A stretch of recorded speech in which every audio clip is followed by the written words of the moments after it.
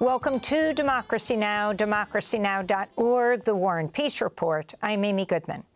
In this special broadcast, we spend the hour with longtime Indigenous activist Leonard Peltier. In February, he was released from a federal prison in Florida after spending nearly half a century behind bars for a crime he says he did not commit. President Biden, on his last day in office, commuted Peltier's life sentence to home confinement. Biden's decision followed mounting calls by tribal leaders and supporters around the world in a decades-long community-led campaign fighting for his freedom. In the 1970s, Peltier was involved with the American Indian movement, known as AIM. In 1975, 2 FBI agents and 1 young AIM activist were killed in a shootout on the Pine Ridge Reservation in South Dakota. 2 AIM members were later arrested for killing the agents. At the trial, the jury acquitted them.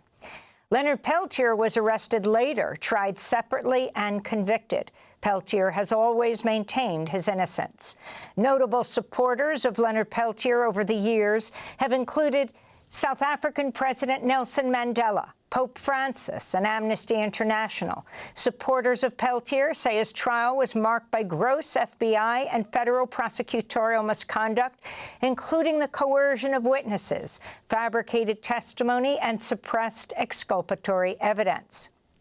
After being released in February, Leonard Peltier returned home to live on the Turtle Mountain Band of Chippewa Reservation in Belcourt, North Dakota.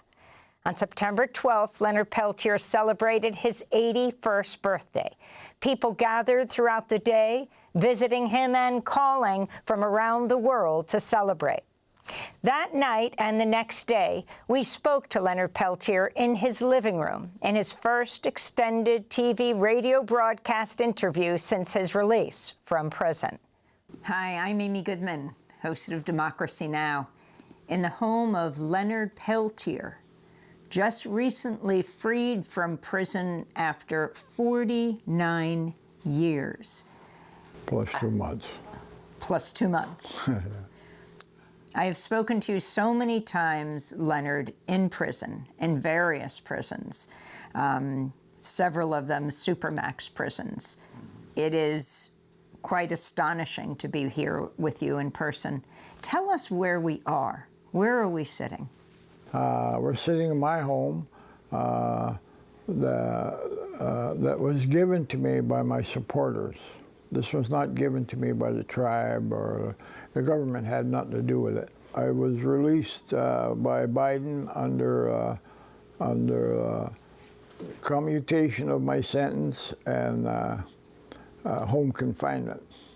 Actually, what happened was I was taken out of one prison cell and really put into another type of prison. But this is my home now. This is my home. So. It's a million times better. Wait, what do you mean when you say you were taken out of your prison cell after more than 49 years, and you're saying that you're not completely free? No. I'm on very restrictive restrictions. Even to go to the post office, I got to call I call her my handler. I have to call her to go to the post office. Then when I get back, I have to call her and tell her I'm back. Or if I go anything, if I go shopping or whatever, I have to do that. If I have to go 100 miles past the nation, I don't call my place a reservation either. We're nations of people. I have to get a pass, usually from Washington, D.C., to go to usually medical or religious ceremonies on different native nations. So let's go back to that moment when you were in that prison cell in Coleman in Florida, and you got word that President Biden had commuted your sentence. It was just hours before he was leaving office. Can you tell us about that process, how it took place? Well, as I went through the years filing for pardons and stuff, Ronald Reagan was the first one to promise to leave me, pardon me. Somebody in Washington stopped it. There's only one organization that could have stopped it and didn't have the power to stop it, but still somehow are in power enough to where they can override the President of the United States, our Congress. It's the FBI. And Reagan promised to let me go. And the FBI intervened, and that was stopped. And Bill Clinton and Obama. And finally we get to Biden. And Biden, there was pressure put on him from all over the world. Almost every tribal nation here in the United States filed for my release, demanding my release. The United Nations did a full report on my case, and they demanded that I be released immediately and to be paid, quote unquote. Hundreds of Congress and senators and millions of people. Didn't the Pope? And the Pope, the last Pope and the current Pope. And world leaders, many world leaders demanded my release. The Nobel Peace Laureate Archbishop Desmond Tutu? Yes, I was also nominated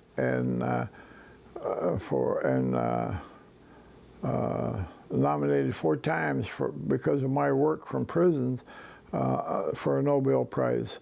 And the board and everything granted it, but somebody intervened again.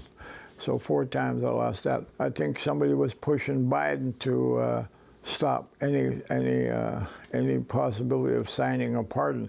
So he didn't sign it until the last moment.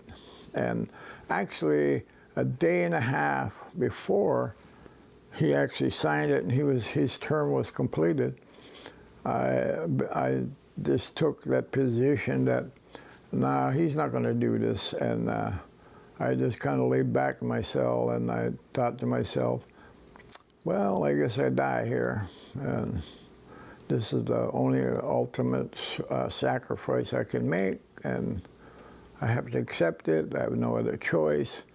And as I laid there and thinking about it, other people came by, even guards, would tell me, don't give up, Leonard, don't give up. And other prisoners, and some of them prisoners were telling me that, Leonard, he's got to know that if he doesn't sign this, this is political suicide for the Democratic Party, because there's millions of people that are going to break away from this if he doesn't. And so I was laying there and I was thinking, well, let's try one more thing. So I called a representative of mine that was working closely with the Biden administration. We had native people in his administration who were communicating with Biden. And I said, tell them to give me commutation on my sentence and home confinement. So she called and did this, and that's what I ended up with, and that's what I'm living under right now. How did you hear that you were going to be free? Well, it was kind of unbelievable. In the immediate moment, I thought somebody was just playing games with me, and I thought, I'm going to wake up and this is all a dream, and I'm in this cell and I'll be in there. And I really didn't believe it until actually I walked in the house here. What was it like to leave Coleman? Wow, imagine living in a cubicle larger than some people's closets for all those years, and they finally are able to walk out of there. I mean, it was just, for me, it was unbelievable that this was actually happening to me.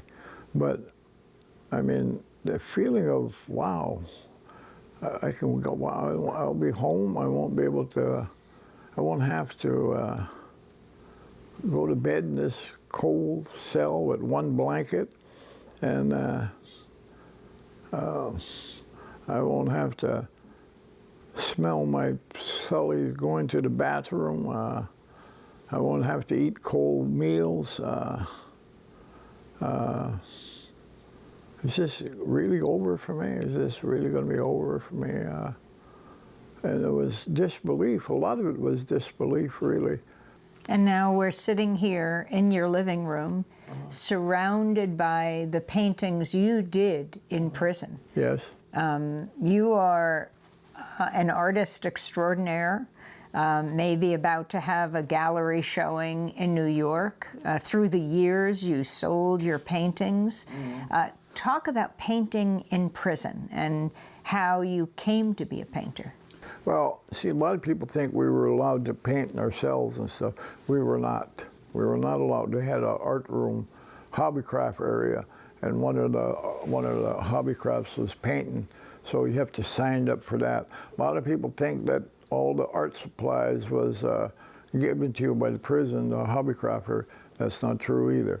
We have to buy our own.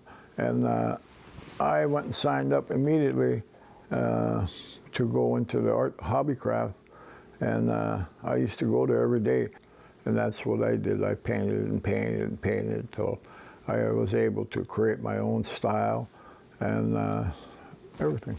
Yeah. Can you see your paintings now? No, 2 months ago, I think now, I lost 80% of my vision, and I'm in the process of hopefully get my eyesight treated and returned. We're continuing with our conversation with longtime Indigenous activist Leonard Peltier in Belcourt, North Dakota. I spoke to him there on his 81st birthday weekend on the Turtle Mountain Band of Chippewa Cree Reservation. He was released in February from the federal prison in Florida after nearly half a century behind bars. So take us back in time. Introduce us to you, starting by saying your name, who your parents were, the nations they were a part of, your family, where you lived growing up. Okay, my name is, English name is Leonard Peltier. I'm 81 years old as of yesterday. My father is a Chippewa Cree from this reservation, this nation right here. I keep saying reservations because we was taught from childhood that we are all reservations. We're Indians, and we're not Indians. And this is not a reservation. We made treaties with the United States government, and the Constitution says they shall only make treaties with sovereign nations. So we're sovereign nations. We're not Indians, as they claim to be, as they claim we are. And my mother's from Fort Totten, but again, that's not the real name. The real name is Spirit Lake, and that's of the Dakota people. I was raised majority of my life here with my grandparents, which is usually the traditional way of my people. The grandparents will take the children and raise them. But when Grandpa died, Grandma had no way to support us, so she went to the agency here to ask for help. And in retaliation, they took us and put us in a boarding school. What boarding school? Wapton, North Dakota, 1953. I was there till 1950 for 3 years, 56, and it was extremely brutal conditions. How old were you? I was 9 then when I went. And, Talk about the point of these boarding schools. Was your hair cut? Did they stop you from speaking your language? They did. That was the purpose of the schools, is to take the Indian out of the Indian, is what they literally, was the order. They took us to the boarding schools. The first thing they did was cut our buzz cut our hair, took it all off, and then took us into the shower. We showered, we come out of the shower, and we poured all over our bodies DDT. As you know, that's poisonous. They poured DDT over your body? DDT out of cans on your head and the whole body. And then they gave us an issue of clothes, bedding, and assigned us to a bed. And that was the beginning of our treatment. It was extremely strict school. And beatings were regular for any little violation of those rules. I might have been a little hot-headed, I don't know. But when I first got there, there was a group, they called themselves the Resistors. And I immediately joined them, and I became part of the Resistors. So we would sneak behind the gymnasium, and we would talk our language. We would sing some song, even do some prayers. Yeah. And if we got caught, we got the beat out of us. You wrote in your book, Prison Writings, My Life is My Sundance, that you consider these boarding schools your first imprisonment. Yes, it was. It was. I found the rules more restrictive than when I ended up in prison. So you go to this residential school with your cousin and sister for 3 years. Where do you come back to? And how did you maintain your language and your culture? Well, I came back here to live with my father, and they were still living in log cabins, no electricity, no running water. We had to haul water, we had to haul wood, and we only had $55 to live on, which was my father's World War II military benefits. And that's what we had to live on. And we were facing the time of termination. The United States government wrote a bill passed by Congress, signed by the president, of termination. In 1956 was supposed to be completed by 1985. And the first one to be terminated was the Menominee Indians of Wisconsin. They had millions of prime land, timber, and lakes to make hunting lodges and other things out there. It was beautiful, which they did today. They got all those things out there today. But they came and took all that land from them. Then they come here in 1958. Was it 58? Yeah, 58. I was 13 years old then. And they came and told us, we have been terminated and we have to accept it. We were supposed to be the second reservation to be terminated. The Turtle Mountain Band of Chippewa Cree. Turtle Mountain Band of Chippewa Cree, yes. And my father and all of them and their generation, a lot of people left on relocation. They said, it's hopeless. We can't fight these people. They're too powerful. They're just too powerful. You know, maybe life will be better over there and stuff like this on this relocation. So they picked this city to go to. A lot of them went to Washington State in Oregon. And it was a small group of us stayed here and said, no, we're not leaving. So my dad and his generation said, well, what do you mean been terminated? You can't come here and tell us that we got to leave and you're going to just terminate us as a race of people and tell us that we no longer exist? Go f yourself. Come on, let's fight it out. And literally, I was proud of them. I was 13 years old. They stopped all provisions. One little girl died over here from malnutrition, and that's what really got everybody angry. So they thought they would starve you out.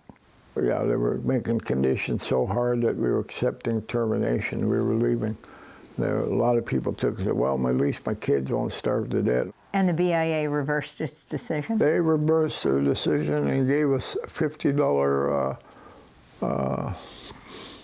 vouchers? Vouchers to go buy groceries here in Rolla. Everybody got, the whole reservation got $50. And they didn't disband the No, they got the hell out of it because we told them we're going to fight them.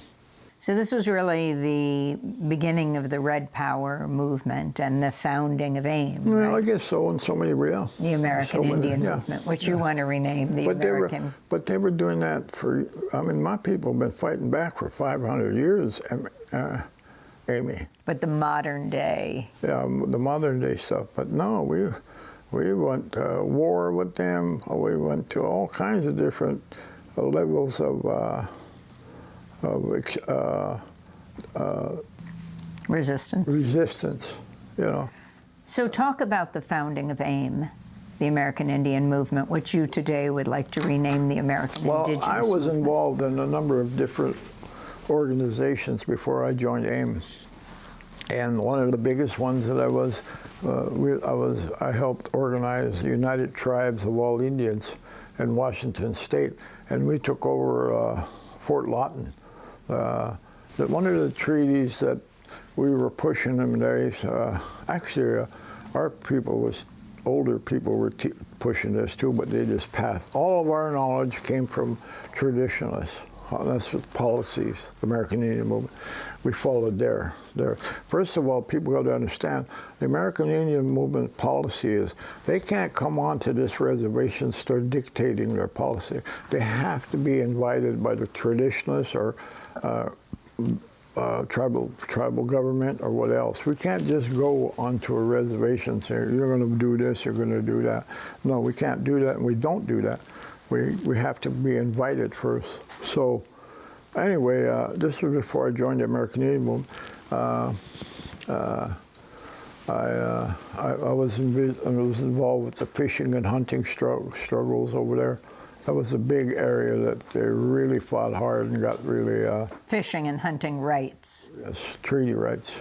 In fact, Marlon Brando got arrested with us in 1955. He got arrested on one of them lakes. I wasn't there, but he got arrested fishing and hunting with the natives out there. So talk about the occupation of the BIA offices in Washington, moving on to Wounded Knee and Pine Ridge. Well, it just, our resistance became extremely popular. The American Indian movement was growing, and not just here in America, Canada, Central America. See, a lot of full-bloods all through Central America, more than here in the United States, and we were uniting with all of them, all those natives across this country, across this whole continent. I mean, and we were uniting. We were pulling together with the American Indian movement. That's why we became a threat to the government. So, they later on when I was arrested, after I got arrested. This one guy was telling me, he said, yeah, I just went down to Mexico someplace, one of them towns. And he said they were organizing resistance and stuff like this. He said, I was down there visiting him. He said, I went to this guy told me he was some kind of medicine man or something. So I went down there and visited him. And so I went into his place. He had a kind of a hut-like home, I guess. And he said, what did I see? He said, I see your poster on one of the walls. That's so far back. We went through all that stuff. And so anyway...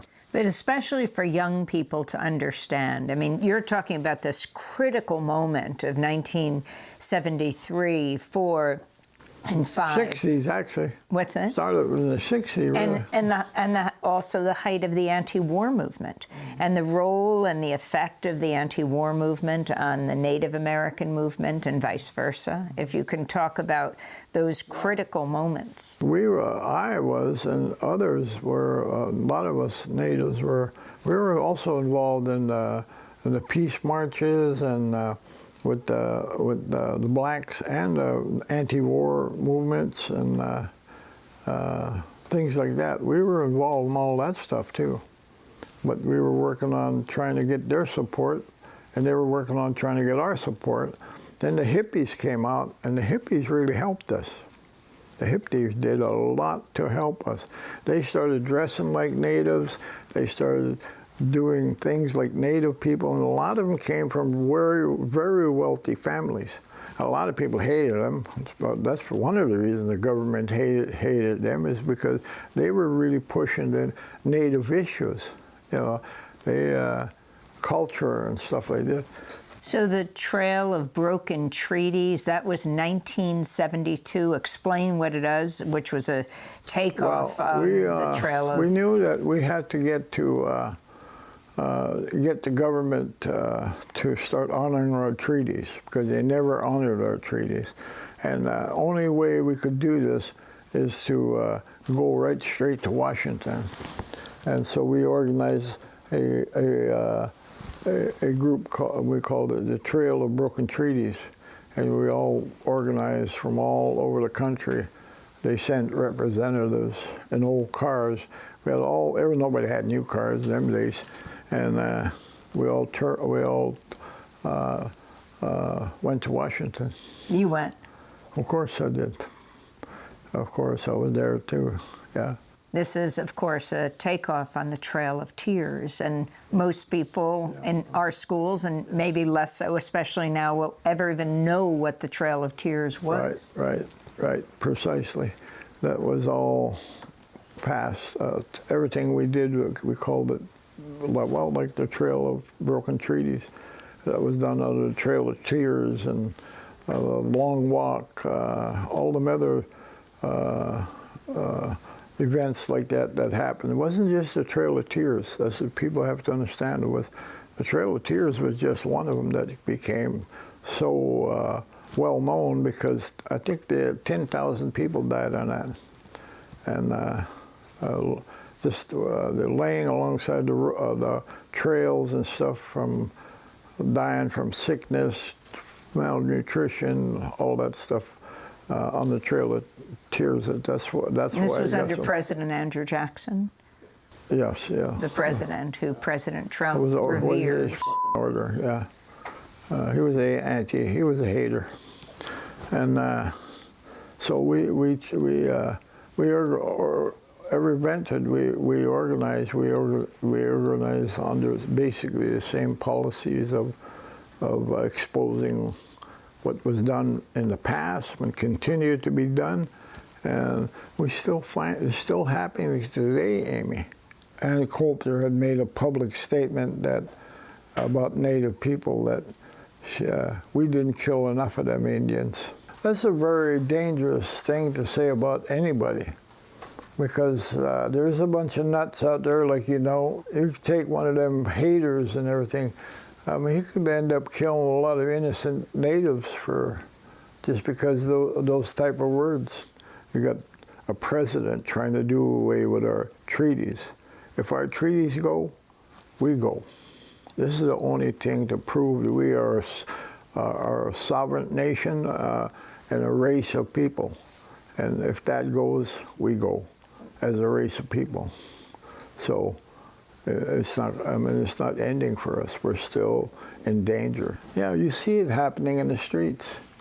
Right today. Or look at what they're doing in Palestine. Killing women, children, babies, unborn babies. That's what they did to us, man. And here it is, still happening.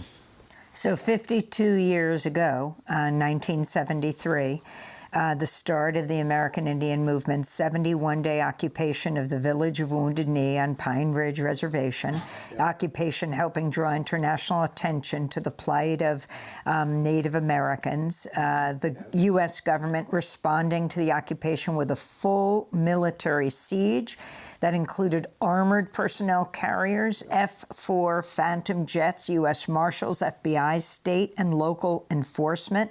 During the occupation, 2 Sioux men shot dead by federal agents, and a black civil rights activist, Ray Robinson, went missing. The FBI confirmed in 2014, decades later, that Ray Robinson had been killed during the standoff.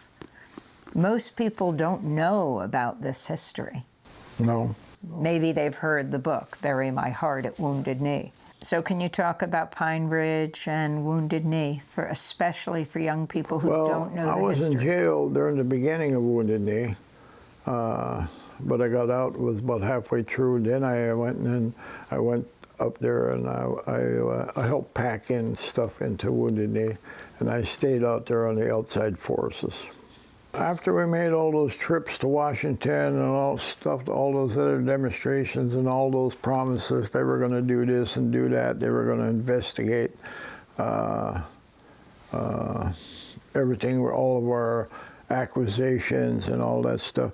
And we soon found out, we knew anyway, but we soon found out that it was all a lie. They weren't going to investigate, and they didn't. And so finally the elders and the chiefs made the decision to go to Wounded Knee. AIM had no part in that decision. We cannot go any place in Indian country and make policies. We can't.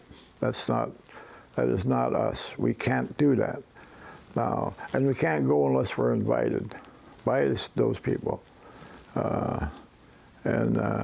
They just got fed up with so many more false promises and what was happening. They were being terrorized by a group organized by a mercenary group, I might add. They were provided with intelligence, armored piercing ammunition, sophisticated weapons, surveillance and stuff like this, automobiles and stuff. And the leader made that admitted that on a national interview. So we know that's all true. They tried to deny it at first, but they called themselves the guardians of the Oglala Nation. And the Goons. The Goons. Dick Wilson's. Dick Wilson, all of them. Nixon ordered the 82nd Airborne to go and investigate what's going on down there, and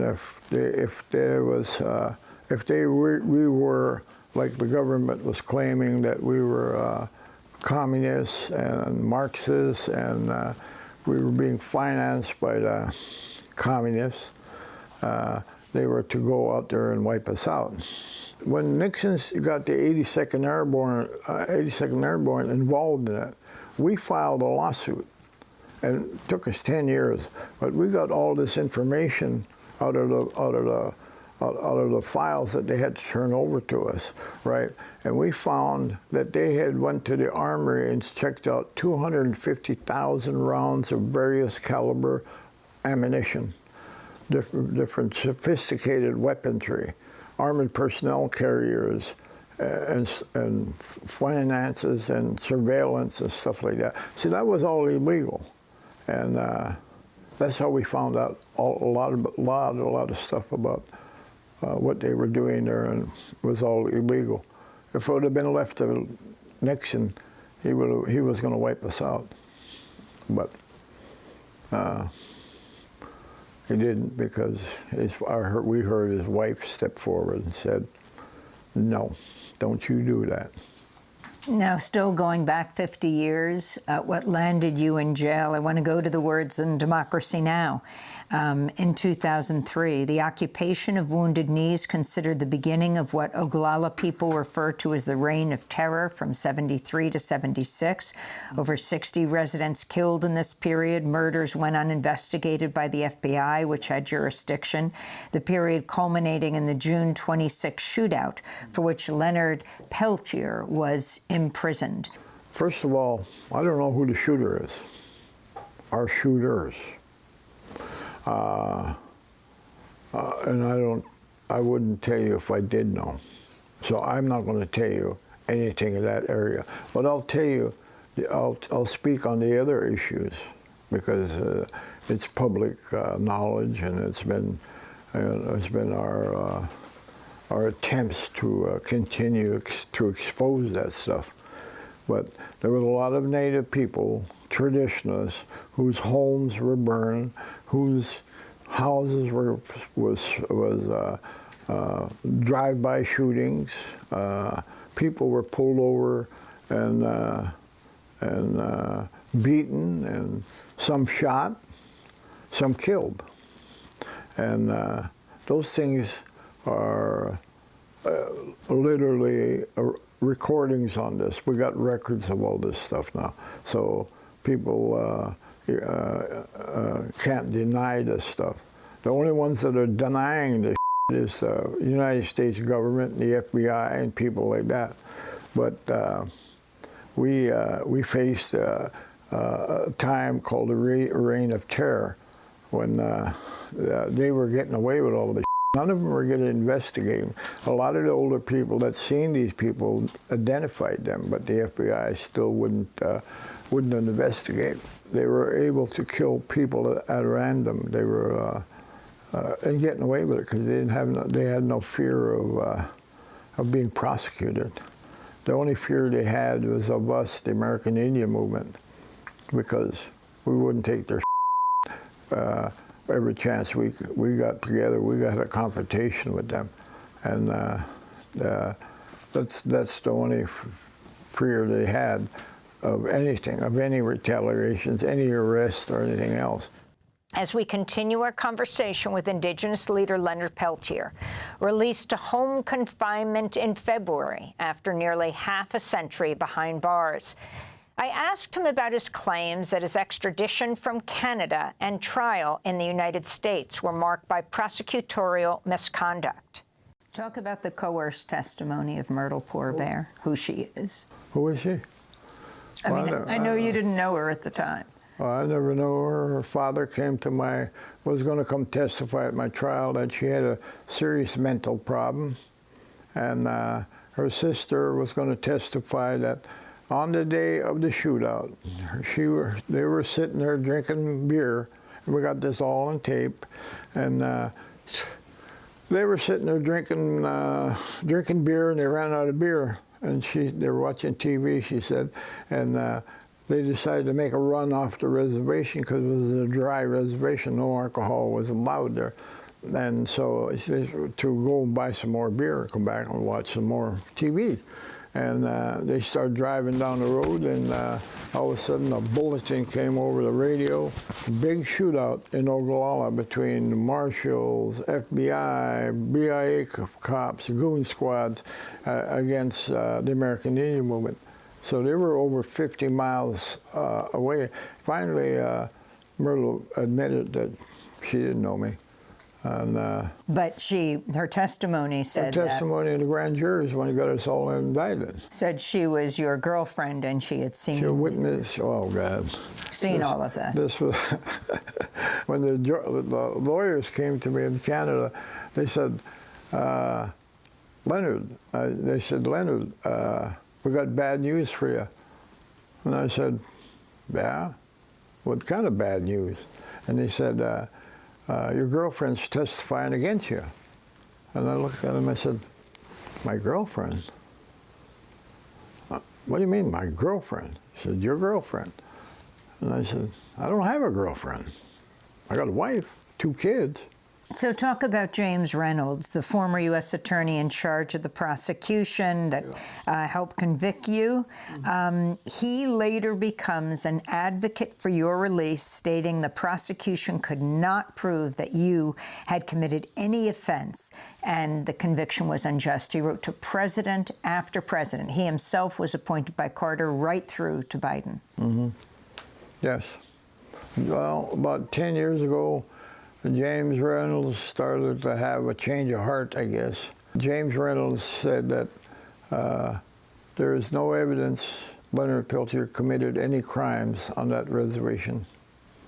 And that's he was in charge of everything. What this ultimately leads to is your imprisonment for 49 years. Yep.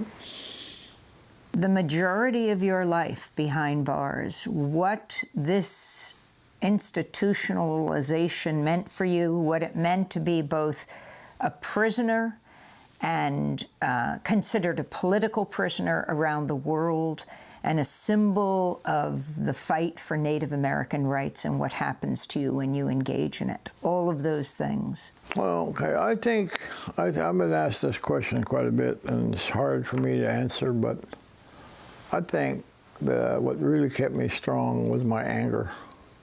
I was extremely angry about what they did to me and my people. And I'm still very, very angry. And there was no way in hell I was going to get justice. I could have had at least 14 constitutional issues that I should have been released on, at least that many. And I knew I wasn't going to get it. I knew the courts were not going to give it to me. And I mean, even the Supreme Court wouldn't refuse to hear my case and stuff like that. Well, I knew why. You know, I found evidence of them meeting with Judge Haney, and Judge Haney became a strong advocate for my release. But we found evidence. He worked with the FBI, and I just I felt so much hate and anger, and what they did to Native people in this country, this continent, and that kept me strong. It kept me from. I've been offered numerous times, a few times anyway, that if I accepted responsibility and made statements that everything we've said negative about the United States government, what their past history was and their dealings with us as people in the nation, and they would turn me loose. And I refused to do that. I refused to bow down to them, and I still refuse to bow down to them. I'm gonna die with my beliefs, and I just refuse to. To me, it's treason against my nation, my people. You're a major symbol of Indigenous power, not only in the United States, but around the world. What does that mean to you? Well, I hope I can use it to benefit my people. I mean, as I said earlier, we're still in danger. It's not over for us. We don't get to live like the rest of the people in this country, and free, without fear of what would happen to us if we had our treaties taken away from us. We don't get to live like that. We still have to live under that fear of losing our identity, losing our culture, our religion and stuff. Most Americans don't have to worry about that. We do. And so the fight for the struggle still goes on for me. I'm not going to give up. I have not surrendered. I don't want to go back to prison. And I heard that Trump was going to try to take away all of Biden's pardons and everything else like that. What would you say to young Indigenous people? I'm looking behind you at a photograph of, is it a picture of your great-granddaughter? Yeah, this one right here. And she's wearing a T-shirt that says strong. How old is she? She's now 11, We adopted her when she was a little baby. Been taking care of her ever since. And she loves me and thinks I'm the greatest thing in the world. I love her because she is the greatest thing in the world. And she's now a champion fly swimmer. She was her plan was if she wins the Olympics, she was gonna take those Olympics and say, this is for my grandpa, Leonard Peltier, who they illegally put in prison. This is for him. I said, where did you come up with that? She won't say that. She just looks at me. Yeah. You know, we've been covering the climate movement for so many years. We're here in North Dakota covering the standoff at Standing Rock, the Sioux-led, Indigenous-led global movement to preserve the environment. And this year, the UN Climate Summit is in just the tip of the rainforest, Belém in Brazil.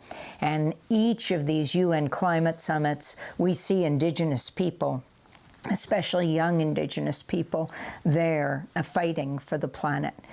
Do you see the voice of Indigenous people on the climate movement as hopeful?